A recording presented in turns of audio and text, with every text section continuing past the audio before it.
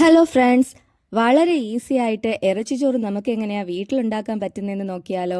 അതിന് വേണ്ടിയിട്ട് ഞാൻ പാനിൽ എണ്ണ ഒഴിച്ച് എണ്ണ ചൂടായപ്പോൾ കടുകും കറിവേപ്പിലയും വറ്റൽമുളകും കൂടെ വറുത്തെടുക്കുന്നുണ്ട്.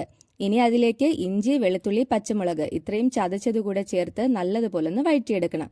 അതിലേക്ക് ഞാൻ വലിയ ഉള്ളി അരിഞ്ഞതും കൂടെ ചേർത്ത് കൊടുക്കുന്നുണ്ട്. എന്നിട്ട് ആവശ്യത്തിന് ഉപ്പും കൂടെ ചേർത്ത് വലിയ ഉള്ളി നല്ല ബ്രൗൺ കളർ ആകുന്നത് വരെ നമുക്കതൊന്ന് വഴറ്റിയെടുക്കാം. ഇനി നമുക്കതിലേക്ക് ഒരു വലിയ പച്ചമുളക് അരിഞ്ഞതും പൊടികളും കൂടെ ചേർത്ത് കൊടുക്കണം. കാശ്മീരി ചില്ലി പൗഡർ, മഞ്ഞൾപ്പൊടി, ഗരം മസാല, പെപ്പർ പൗഡർ, മല്ലിപ്പൊടി ഇത്രയാണ് കേട്ടോ ഞാൻ പൊടികളായിട്ട് ചേർത്ത് കൊടുത്തത്. അതിന്റെ പച്ചച്ചുവയെന്ന് മാറിയതിന് ശേഷം നമുക്കൊരു തക്കാളി അരിഞ്ഞതും കൂടെ ചേർത്ത് കൊടുക്കാം. തക്കാളി നല്ലതുപോലെ ഒന്ന് വെന്ത് കിട്ടണം കേട്ടോ.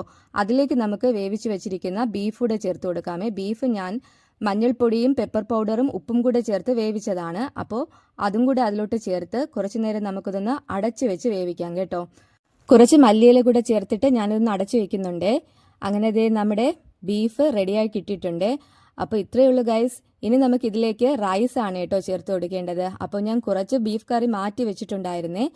ഇനി നമുക്ക് ബാക്കിയുള്ള ബീഫിലേക്ക് വേവിച്ച് വെച്ചിരിക്കുന്ന റൈസ് ചേർത്ത് കൊടുക്കാം കേട്ടോ. സ്പൈസസും ബട്ടറും ഒക്കെ ചേർത്ത് വേവിച്ച റൈസ് ആണ് കേട്ടോ ഇത്. ലേശം മഞ്ഞപ്പൊടിയും കൂടെ ഇട്ടാണ് കേട്ടോ റൈസ് ഞാൻ വേവിച്ചത്. അപ്പോൾ അതും കൂടെ ചേർത്ത് നല്ലതുപോലെ ബീഫ് കറിയിൽ ഞാൻ മിക്സ് ചെയ്തെടുക്കുന്നുണ്ട്. അപ്പോൾ ഇത്രയേ ഉള്ളൂ ഗൈസ്. നല്ല അടിപൊളി ടേസ്റ്റ് ആയിരുന്നു. അപ്പോൾ എല്ലാവരും വീട്ടിൽ ട്രൈ ചെയ്ത് നോക്കുക കേട്ടോ. അപ്പോൾ ഇത്രയേ ഉള്ളൂ ഗൈസ്. ബൈ.